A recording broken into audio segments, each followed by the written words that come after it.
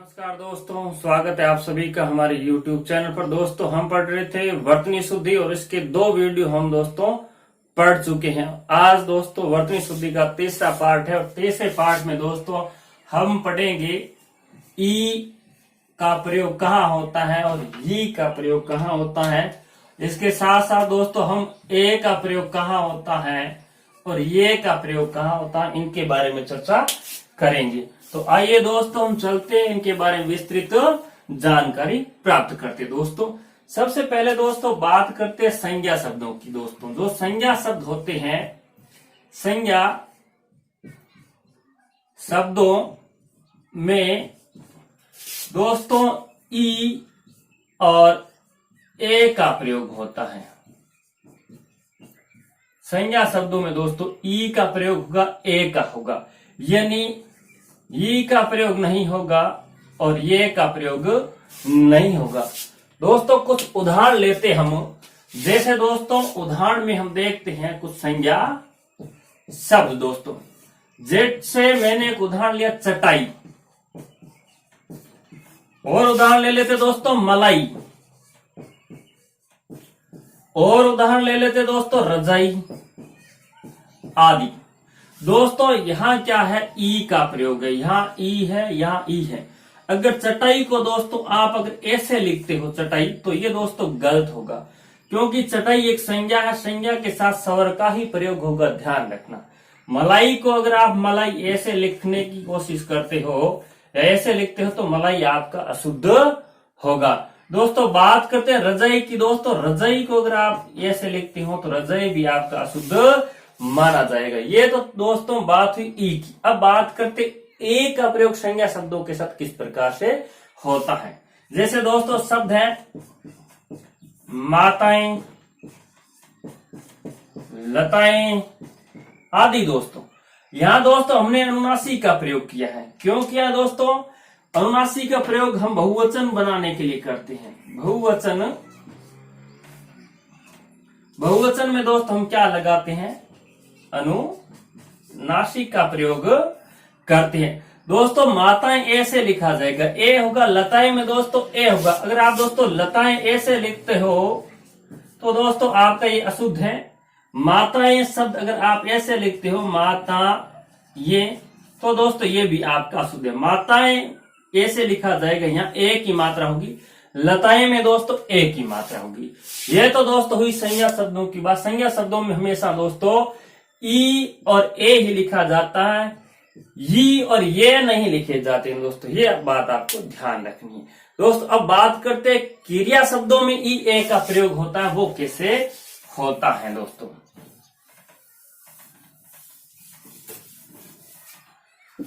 दोस्तों क्रिया शब्दों में अब बात करते हैं, क्रिया शब्दों में ई और ए का प्रयोग कैसे होता है। दोस्तों क्रिया शब्दों में ए का प्रयोग कहाँ होता है और ये का प्रयोग कहाँ होता है। दोस्तों पहली बात करते हैं, जिन दोस्तों क्रियाओं का समाप्ति आ से हो, यानी जो क्रिया आ से समाप्त हो। एक तो पढ़ेंगे आ से समाप्त हो। जैसे दोस्तों आ से समाप्त होने वाली क्रियाओं में हुआ का दोस्तों अगर स्त्रीलिंग करेंगे तो क्या होगा, हुई होगा। अगर आप इसको हुई लिखते हो तो ये दोस्तों अशुद्ध है। इसका बहुवचन करेंगे तो दोस्तों आपको करना क्या होगा, हुए करना होगा। अगर आप हुए करते हो तो दोस्तों ये आपका क्या होगा, गलत होगा। यहां हुआ ही होगा, हु। अगर आप या करते हो या वाह करते हो तो ये भी आपका शुद्ध माना जाएगा। यानी जो क्रिया आ से समाप्त हो रही है उसमें दोस्तों ई ए यही चलेगा। आ का स्त्रीलिंग ई करना है, ये नहीं करना है। बहुवचन ए करना है, ये नहीं करना है। ये दोस्तों हुई क्रिया शब्द जो आ से समाप्त होते हैं, उनमें आ ई और ए का प्रयोग। अब दोस्तों बात करते हैं जो क्रिया शब्द दोस्तों या से समाप्त हो। जो क्रिया शब्द या से समाप्त होते हैं उनमें दोस्तों किसका प्रयोग होगा, या समाप्त होने वाले दोस्तों कुछ शब्द हमारे पास में, जैसे आया। आया का दोस्तों अगर स्त्रीलिंग करेंगे तो क्या होगा? आई। और इसका बहुवचन करेंगे तो क्या होगा? आए।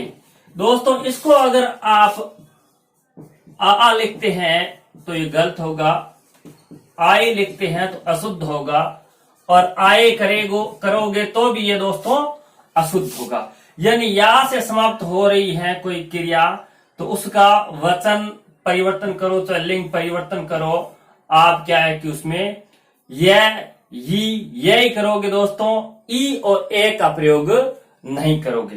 दोस्तों ये तो थी बात क्रिया की। अब दोस्तों बात करते हैं संयुक्त क्रियाओं में ई और ए का प्रयोग। दोस्तों अब बात करते हैं संयुक्त क्रिया में। दोस्तों किसमें? संयुक्त क्रिया में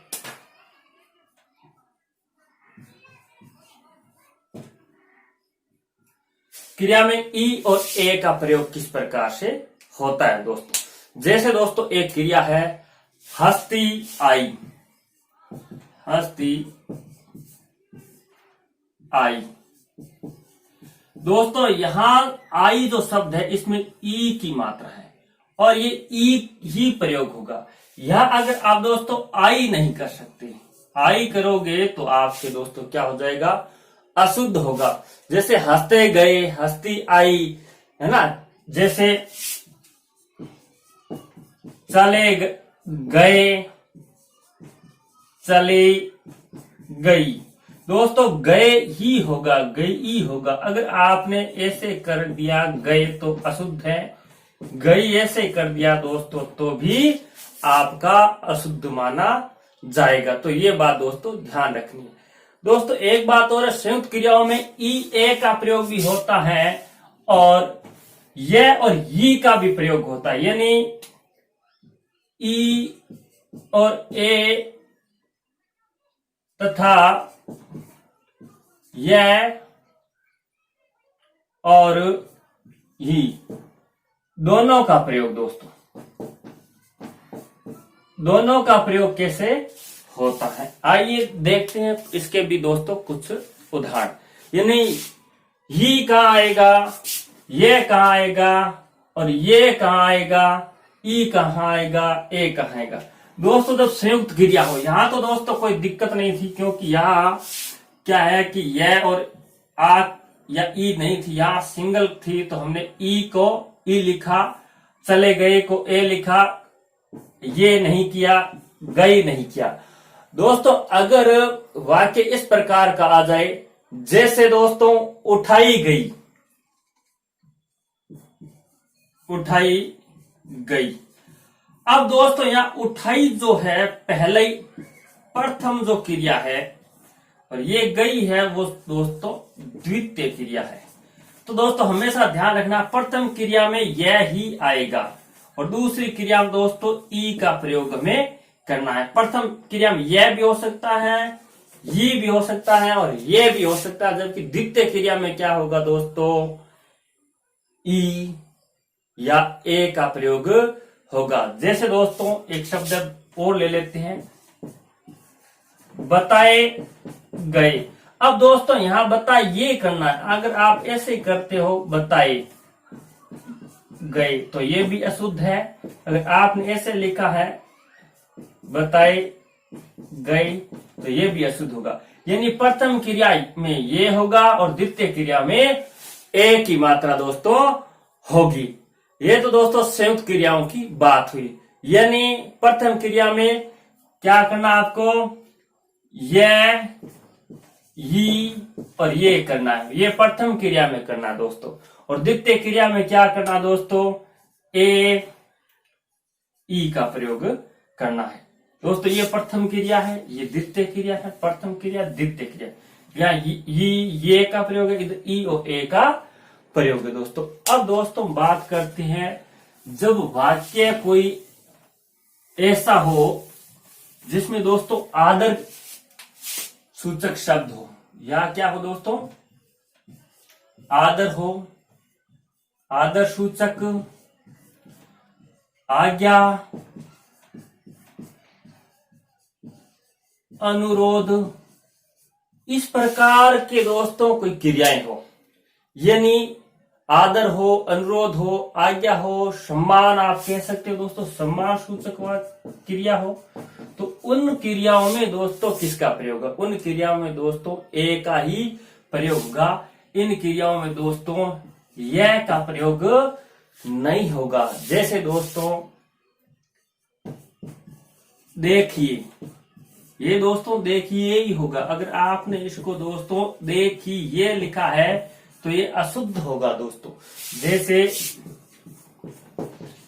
कीजिए, अब ये सही है। अगर आपने दोस्तों कीजिए ऐसे लिखा है तो ये दोस्तों आपका गलत होगा, अशुद्ध होगा। जैसे दोस्तों जाइए,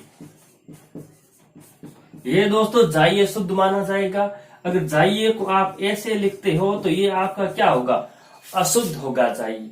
तो दोस्तों ये बात हमें और ध्यान रखनी है। जहां आदर सूचक हो, आज्ञा हो, अनुरोध हो, सम्मान हो, वहां यह का प्रयोग नहीं होता है, ए का प्रयोग होता है। समझाइए ए होगा, बोलिए ए होगा, बोलिए नहीं होगा दोस्तों। ये बात ध्यान रखना दोस्तों। हिंदी में हमें छोटी छोटी बातों का ध्यान रखना चाहिए दोस्तों। इसके लिए दोस्तों हिंदी भाषा में मानकीकरण के लिए दोस्तों 1967 में एक समिति बनाई गई थी। उस समिति ने दोस्तों कहा कि दोस्तों जैसे ये आई शब्द है ना, या आए शब्द है, या दोस्तों आई है या आए है। अब दोस्तों उसने कहा कि इसमें दोस्तों ई और ए है। इसमें क्या है? ई है और दोस्तों क्या है? ए है। ये दोनों क्या दोस्तों? स्वरात्मक है। और दोस्तों आई, ये ही और ये दोस्तों आए। इसमें दोस्तों ही और ये है, ये दोस्तों क्या है? श्रुति मूलक है। तो दोस्तों उन्होंने कहा कि ये स्वरात्मक है, ये श्रुति मूलक है, किंतु दोनों के अंत में दोस्तों यहां भी ई की मात्रा है, यहां भी ई की मात्रा, यहां ए की है तो यहां की भी ए की मात्रा। दोनों में दीर्घ या तो ई है या दीर्घ ए है। अतः दोस्तों स्वरात्मक प्रयोगी होना चाहिए। उन्होंने कहा ये सही माना जाए, ये सही नहीं माना जाए। आई सही माना जाए, आए सही माना जाए। आई, गई, आए, आई, आए, जैसे गई है ना, गए, ये सही माना है, इसको शुद्ध नहीं माना है। आइए चलते हैं दोस्तों, थोड़ी सी चर्चा और कर लेते हैं यह के संबंध में। जब दोस्तों आप विभक्ति में यह का प्रयोग करते हो दोस्तों, यानी कोई भी दोस्तों विभक्ति हो, विभक्ति में दोस्तों ए का प्रयोग ही होता है, न कि दोस्तों यह का प्रयोग। जैसे के लिए, तो दोस्तों के लिए ही होगा। अगर आप इसको लिए करते हो तो ये दोस्तों आपका अशुद्ध माना जाएगा। और दोस्तों विभक्ति के बाद दोस्तों एक विशेषण की ओर बात कर लेते हैं। विशेषण जो शब्द होते हैं, विशेषण में दोस्तों ये का प्रयोग होगा, यानी ये या ये का प्रयोग होगा। जैसे दोस्तों उदाहरण के लिए जैसे नया, तो दोस्तों ये नया विशेषण है, इसका नई होगा, नए होगा। ये दोस्तों शुद्ध माने गए हैं। अगर हम ऐसे लिखते हैं नया या नई या नए, तो दोस्तों ये गलत है। और दोस्तों नई ऐसा कई बार कहीं जगह लिखा होता है, लेकिन इसको दोस्तों जहां ई से आप आ बनाओगे तो ये दोस्तों अशुद्ध सा सीधा ही दिखता है, नए नहीं दिखता। नए ये ठीक दिखता है ना, तो नई भी ये ठीक होगा, नया भी ये ठीक होगा। ये हमें ध्यान रखनी है। ये बात हुई विभक्ति और विशेषण की। अब दोस्तों जो अविकारी शब्द होते हैं, हमारे अव्यय शब्द होते हैं, अव्यय यानी अविकारी शब्द होते हैं, उनमें दोस्तों ई का प्रयोग होगा या ए का होगा। अव्यय कोई भी ले लो दोस्तों, जैसे अव्यय के बारे में आपको पता ही है, ये इसलिए अव्यय है। अब दोस्तों ये सही है या दोस्तों ये सही है, ये आप बता दीजिए सही कौन सा होगा। बिल्कुल ये ही सही होगा, ये तो अशुद्ध है। तो अव्यय अगर एक आपको आता है तो बाकी का भी ध्यान होना चाहिए।